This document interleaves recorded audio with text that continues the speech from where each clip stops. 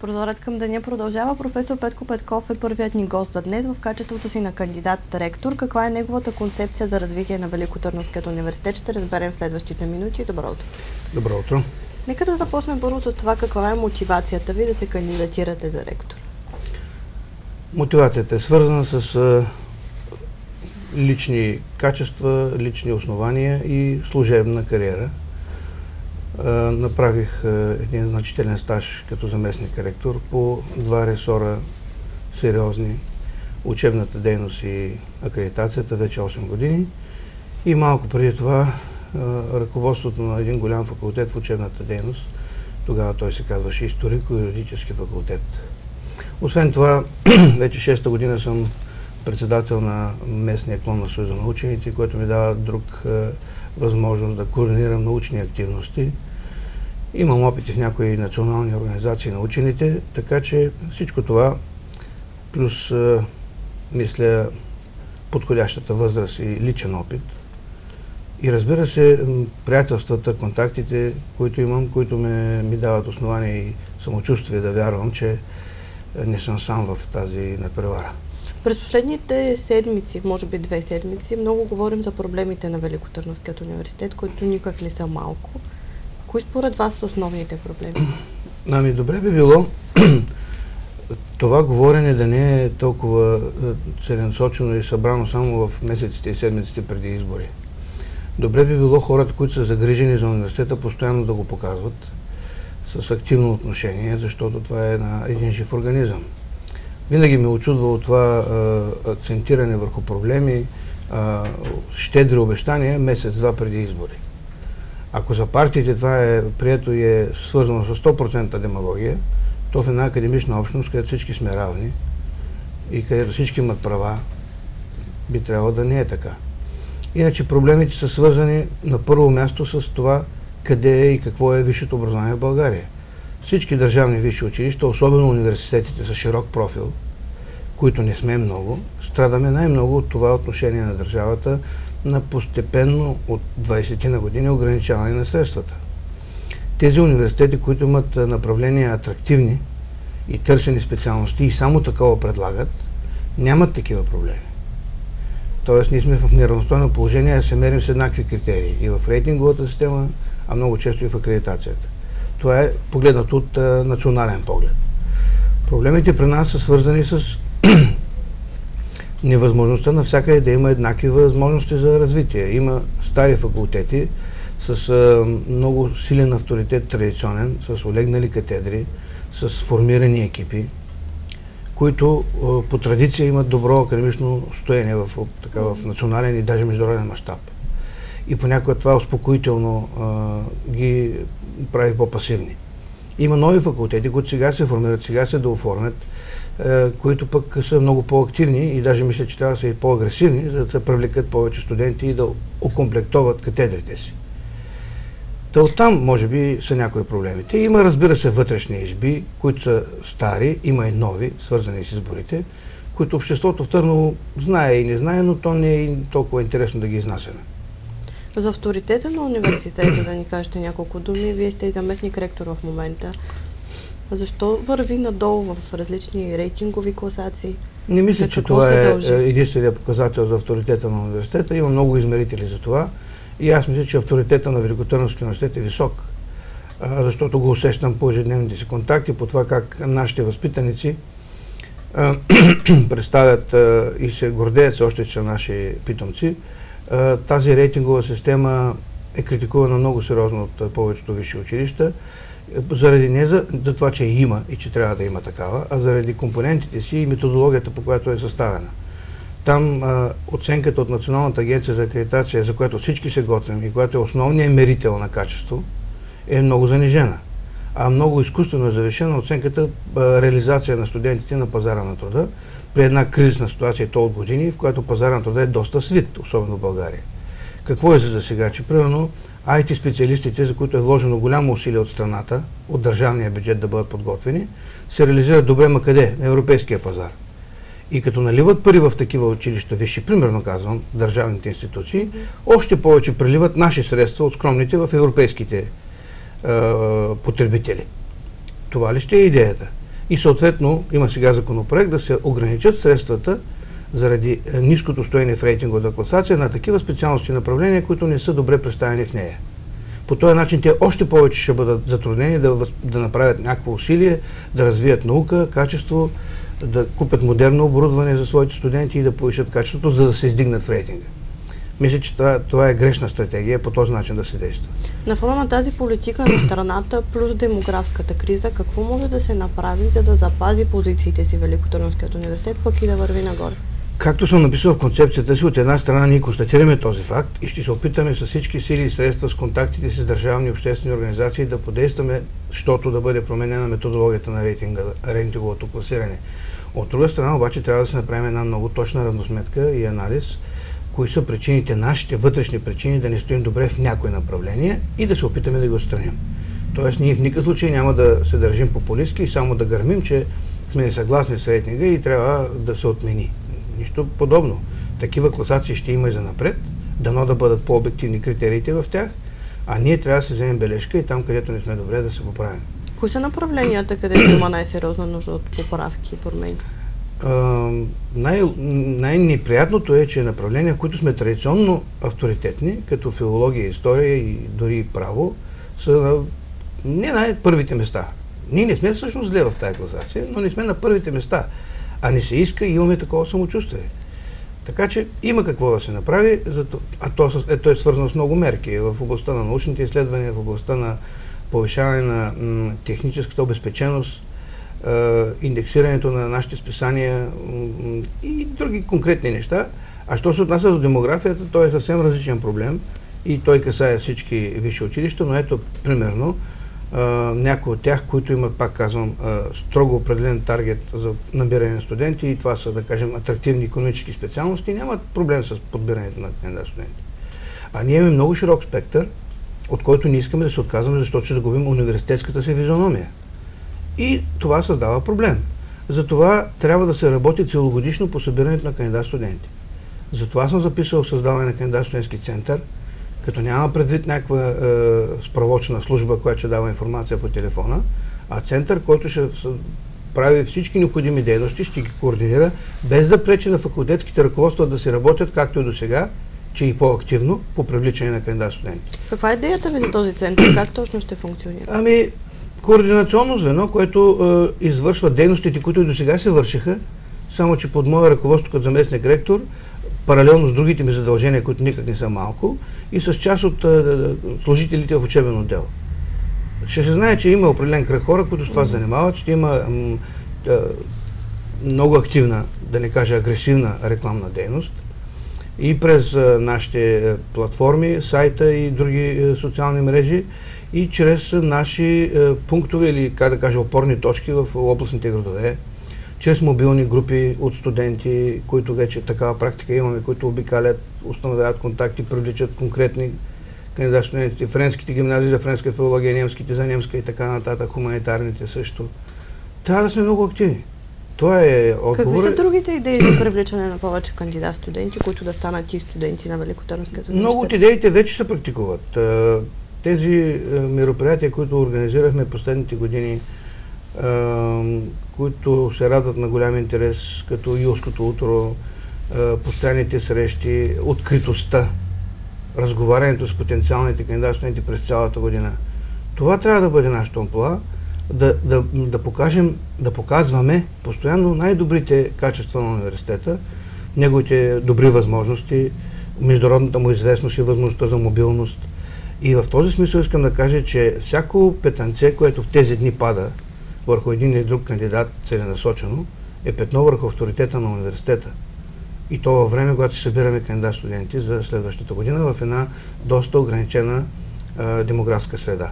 Как битката, която водите в момента, може би ще се отрази на кандидат студентската кампания и изобщо на имиджа на университета? Даже опитвам се да не се защитавам, защото разчитам на умните си колеги от Общо събрание и на това, че те много добре виждат какво всъщност става. Толкова ясно се вижда и ярко какво става, че няма нужда да се обяснява. Това са университетски хора. Това не е някакъв цех от работници, на които трябва да им се каже какво да правят. В същото време има пасивност, разбира се, една страхливост, боязливост, защото това са все пак българи, които са и поданици и граждани едновременно. И с това не ги обиждам, това е моя констатация като историк. Нашият брата не обича много да бъде активен, ако няма причина за това. Прави си сметката до последно, преценява и така. На какво се дължи това схващане, че всъщност изборите трябва да бъдат, да се знае кой за кого ще гласува предварително, да бъдат на групи разделени и всичко това? Не, то няма такова схващане, просто всеки си търси подкрепа. Аз не помня да съм тръгнал от човек на човек и ако някой има такива притеснения да ги сподели. По-скоро обратното, за да получа самочувствието и да отговоря до края на въпроса ви за основанията, едно от тях беше, че хората ме потърсиха, тъй като много работа имам и до края на миналата година още не бях взел решение и си извърших работата. И почнаха да идват хора и казват: ти какво мислиш? Няма да се отказваш, защото нали, в теб виждаме някаква надежда. Съвсем честно го казвам. Няколко такива разговора и такива побутвания и аз вече бях придобил кораж, защото това никак не е лесно решение. Трудното почва на 26 май. Тогава ще стане ясно каква огромна тежест е ректорското задължение в условия на криза, неспираща, задълбочаваща се и приочертаваща се перспектива за по-малко студенти. И което е, пак казвам, най-неприятното, има известно разделение в академичната общност, което ще тежи и след изборите, колкото и да се кълнат всички кандидати, че няма да пречат никому, че ще бъдат академично толерантни. Те може да го искат, но за всеки от нас вървят едни групи, някои от които са доста по-агресивни, някои не са сговорчиви, някои спряха да си говорят, не се поздравяват. Това е проблема. Това е проблем на отделната личност. Някои така разбират нещата. Аз никога не бих казал, че това е борба. Това е едно съревнование с качества, с можене, с възможности, с потенциал, с нашите биографии, защото ние не сме от вчера в Търново и нас не познават хората. Радикална промяна необходима ли е в университета или трябва плавно да се върви към промяна?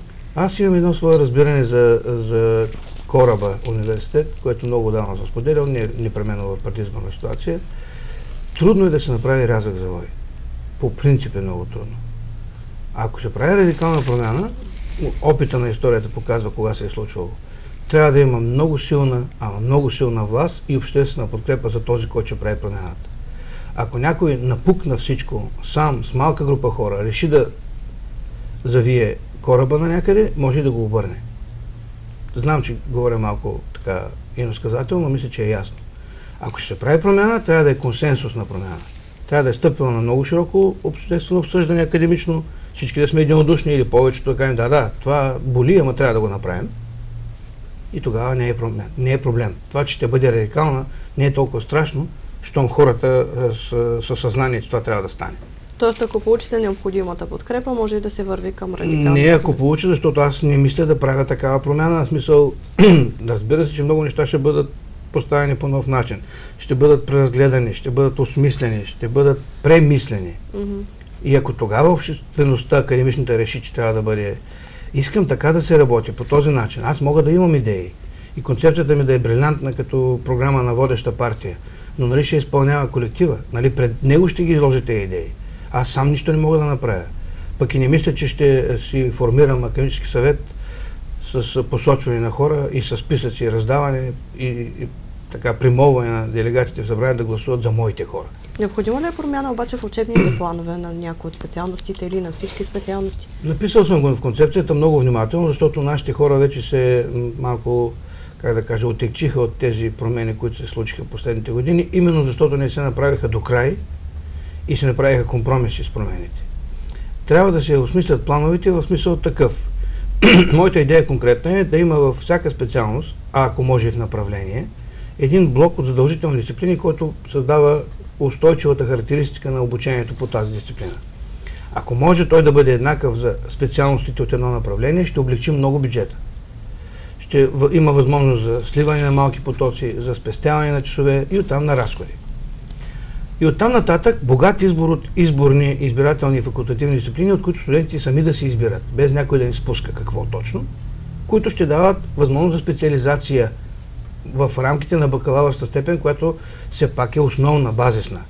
Без да се предлагат там такива много специфични дисциплини, които са по-характерни за магистърски програми. Ако това се направи, мисля, че ще спестим доста средства И втората ми идея е да се ограничи чрез увеличаване на средствата за наднормени, не много, но поне 2 пъти, да се ограничи основателно, обективно необходимостта от хонорувани преподаватели, които нямат същата мотивация като нашите, които са на основен договор. Тъй както сме отстранили и сме решили антикризисно да няма съвместители, така бихме могли да се решим не от всички, разбира се, хонорувани, но чрез натоварване на щатния преподавателски състав, който има много повече мотив да работи, и по този начин ще се съкрати тази оставаща част часове, която дава основание за нови конкурси, за длъжности, които не винаги са добре аргументирани. Раздуваме, в някои факултети има над 100 асистентски места, обявяват се конкурси, които не винаги са добре осигурени часово, а идва свиване. Какво ще правим с тези хора утре, ако нямат часове? Трябва много разумно да се обявяват новите места. Какви са другите механизми, по които университетът може да привлича финанси към себе си? Това са големите програми, които всеки момент чакаме да тръгнат. Аз съм ги изборил някои от тях, разбира се, в концепцията си. Всяка една от тях създава възможност за различни ниши на външно финансиране.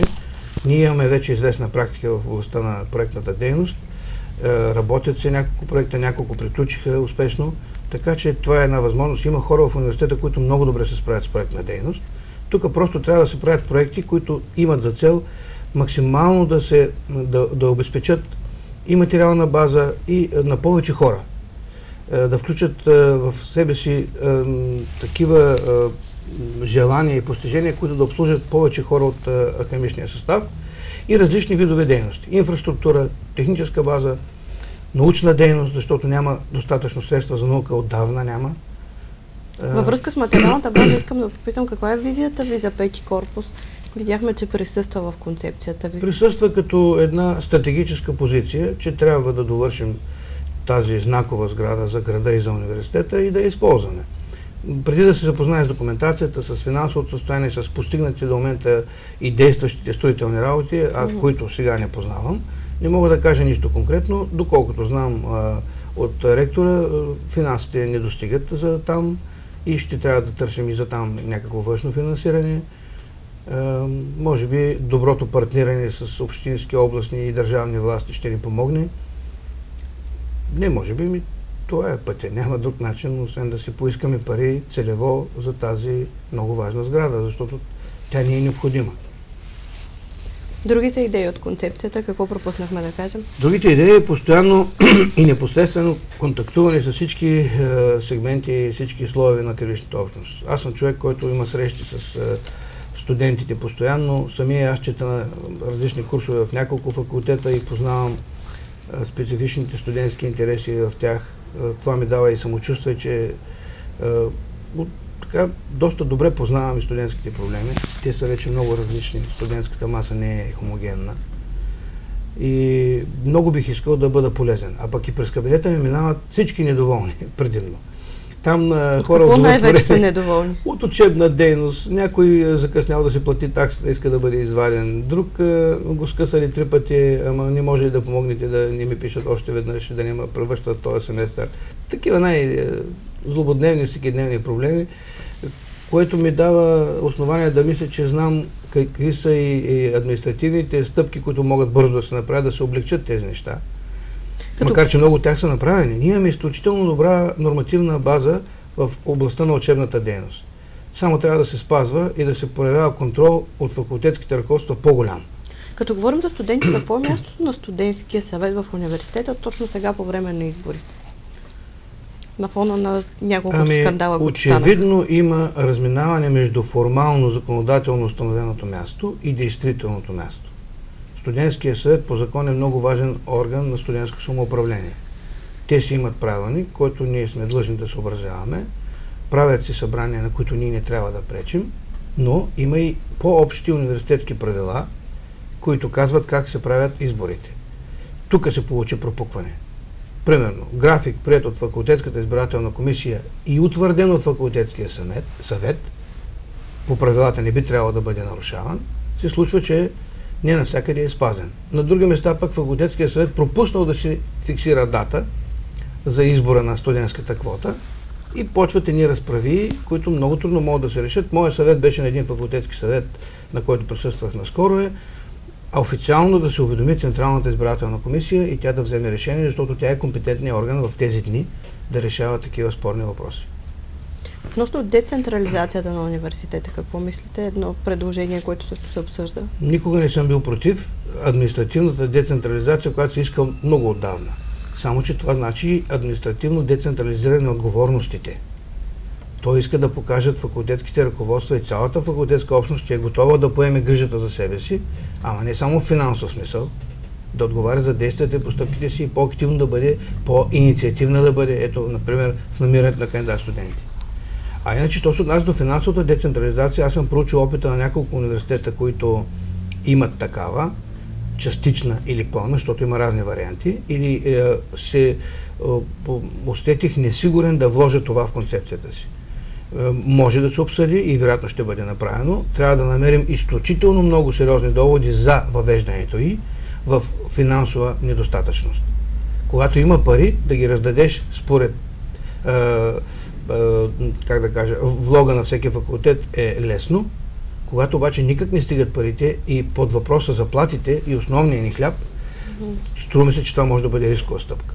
Това трябва да се обмисли от колкото се може повече хора, плюс специалисти специално, поканени за това, и ако има настроение преобладаващо да тръгнем по този път, аз нямам нищо против. Един друг въпрос, който задавам на всички кандидати, които ни гостуваха, масовото производство на професори, как се отразява на качеството на образование? И много ли е всъщност за 4 години да бъдат създадени 75 професори? Ами, зависи от гледната точка. Законът е такъв, че позволява това да става от една страна. Второ, вместо да се направи и да остане един правилник на Министерския съвет за изпълнение на закона, се позволи всеки университет да си прави собствен. Това доведе до такъв сепаратизъм, феодален, местен, че има правилници, които с другите не можеш да ги познаеш, че са правилници за един и същ закон. Нашия има 10 варианта и всичките са подобрения на предишния на база практиката. Значи има една законодателна основа за това. От друга страна, никой не може да спре хората, когато тръгнат на конкурс и отговарят на сега приетите условия. Затова никой от нас не е помислил в Академическия съвет да ограничава конкурси, които са добре обосновани. Това, че и най-вече сравнението с предходния модел. Той е в полза на сегашния в голяма степен. Ние забравихме какво значи шевак, какво значи да те обсъждат хора, които никога не са имали допир до твоята научна област. И обратно, сега пък има възможност катедрите и по приятелски принцип да си предлагат журите. И това е проблем. Значи, ако държавата има волята да въведе някакви конкретни изменения в закона и в правилника съответно, ние ще трябва да се съобразим. До тогава, докато това не е направено на общо национално равнище, ние можем единствено чрез колективните органи да се допитваме редно ли е да въведем някакви ограничителни стъпки пред кандидатстващите, както е в много университети. Как ще отговорим на хората, които веднага ще ни попитат: абе, вие станахте професори по един ред, а сега на нас не правите ограничения? След като заговорихме вече за закона, какво трябва да се промени на национално ниво в образованието, за да може да се промени тук в университета? Имаше една идея в първия вид на закона да има национална листа от хабилитирани преподаватели, от които на случайен принцип да се формират журитата. Мисля, че тя е логична, сериозна, обоснована. Разбира се, тя трябва да бъде направена, да бъде през сито направена, защото това са потенциалните членове на специализирани съвети едновремешни. Тоест хора, които ще преценяват кой си ставали за доцент и за професор. Направи ли се такава листа? Направят ли се по-конкретни научни области, не както и сега по професионални направления? Примерно, веднага ще дам пример. Така в момента са нещата, че в направлението история и археология, на мен и археолог може да им бъде жури, нищо се занимава с история на България от 18 до 20 век. Няма да бъде законодателна грешка. Никой няма да го направи така, но трябва да се направят някакви по-конкретни научни области и да се разделят потенциалните кандидати за жури и по един вече случайен принцип да се подбират, за да няма това основно обвинение. Той се нагласил журито според приятелствата си. Нищо, че някой от тях са известни учени. От гледна точка на финансирането на държавните университети, необходима ли е промяна? Ами то не е финансиране, то е субсидиране и все по-намалящо през годините. Необходима е промяна и в момента авторите на тези нови законопроекти силно се ласкаят да си мислят, че с това въвеждане на критерия качество я вършат. Ние сме съгласни качеството да бъде един от критериите за промяна в субсидирането, но да не бъде непременно и само на основата на тази рейтингова система. Има много начини да се мери качество, има световни практики, има един уникален общодържавен институт, Националната агенция за акредитация. Ние сме се подготвили за нея, получили сме висока оценка в много направления и изведнъж ни се казва, че това е една незначителна част от нашата основата за оценяването ни по рейтинга. Не е справедливо. Националната агенция за оценка и акредитация трябва да бъде основният критерий за оценката на качество, като се добавят и другите, включително пазара на труда, реализация на студентите, тяхното мнение, анкетите да се правят много по-обективно и не набързо и такива неща, но това са много конкретни работи. Кое е първото нещо, което трябва да направите, ако станете ректор, което искате да промените? Или може би защото с това работя толкова години, но мисля, че и който и да е на мое място ще го направи. Трябва много бързо да задейства машината по привличане на кандидат-студенти и да спрем да се занимаваме с изборни. А то няма да стане лесно, защото целият юни са избори на факултетски нива. И това също ще вълнува колегите. Много бързо трябва да се пренастроим като търсачи на истината, не ами търсачи на кандидат-студенти. Активни. Активни. Не да чакаме те да дадат при нас. Какви са очакванията ви за кампанията? Последен въпрос. Очакванията ми са оптимистични, че хората ще преценят, ако и да не го покажат гласно, защото има една боязливост, наистина, кой има най-големи шансове да води кораба без да го клатушка по път, който отдавна е предначертан и кой може наистина да направи желаните от всички промени с обща подкрепа. На какво се дължи този страх? Няколко пъти споменахте, че има такова усещане. Има внушение, има и автострах, такъв автоцензурен. Да не би да каже нещо и да се приеме зле от сегашния фактор в факултета или на друго ниво. Има такова нещо. Това е чисто българския черта. Има ли място обаче в една академична среда? Няма място, но го има. И не е преобладаващо. Много хора заеха позиция, изразиха ясна визия, без това да означава непременно, че са в фронтови отношения с другите. Това не трябва да се допуска. Това, че предпочиташ някого, е твое право. Какво от това, че някой от кандидатите е поискал подкрепата на човек, група от хора или... Минали са избори. Как без застъпници и приятели? Въпросът е да не се прави злобно, корисно и целенасочено против другия. И да не се внушава, че след изборите ще видиш ти, ако не си за мен. Това вече не е добре. Дано кампанията да продължи да запазва добрия тон, за да не се руши имиджа на университета. От мен го има във всяко едно отношение. И аз благодаря много. Благодаря за този разговор. Останете с нас, продължаваме след малко.